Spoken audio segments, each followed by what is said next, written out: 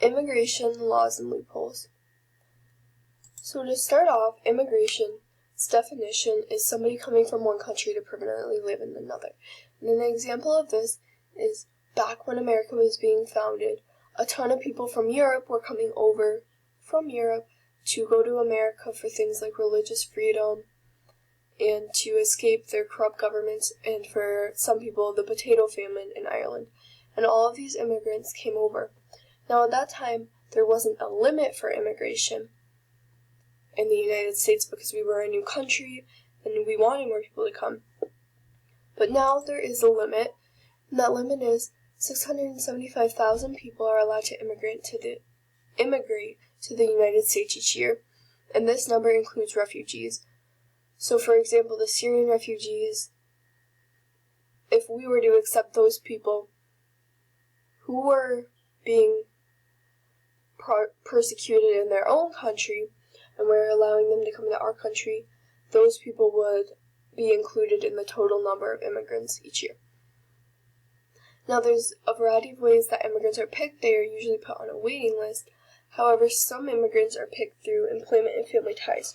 So for example, if somebody were the father of a child who was currently a U.S. citizen, they would be more likely to be picked than somebody who wasn't related to anybody in the United States, because a fatherless child living here who could potentially get their father is more favorable than somebody who's just coming by themselves.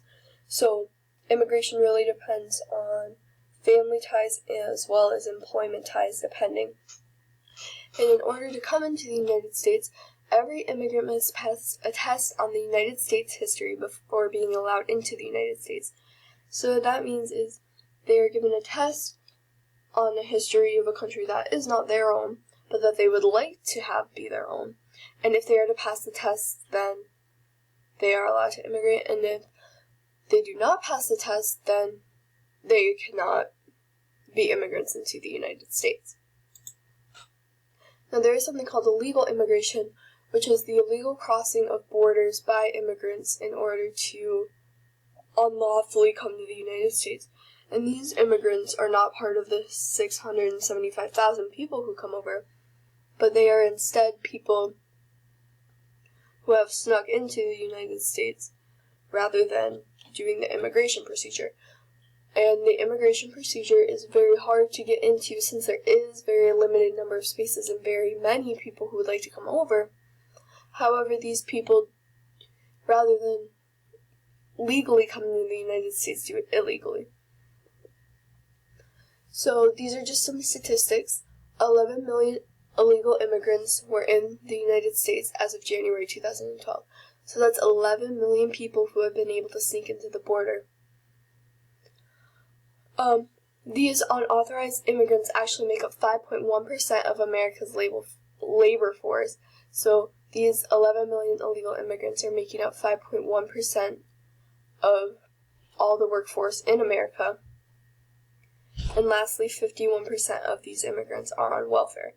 Now what that means is that they are using government assistance to help live in a country that they are legally in. And this is controversial because these people oftentimes come from countries who are persecuting them religiously or are just not as economically sound as the United States, and they would like to come over and make a better life for themselves. And it's really hard to tell somebody, no, you can't come over, which is why immigration is such a touchy topic.